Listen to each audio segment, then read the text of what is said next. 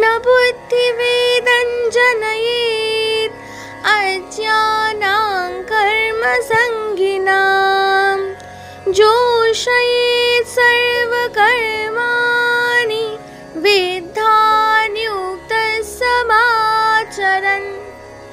পরমাত্মার স্বরূপে স্থিত অবিচল জ্ঞানী ব্যক্তি যেন শাস্ত্রবিহিত কর্মে আসক্তি সম্পূর্ণ অজ্ঞানী দিগের বুদ্ধিভেদ অর্থাৎ অশ্রদ্ধা উৎপন্ন না করেন, উপরন্তু স্বয়ং শাস্ত্রবিহিত সমস্ত কর্ম যথাযথভাবে অনুষ্ঠান করে তাদের দ্বারাও সেইরূপ করাবেন।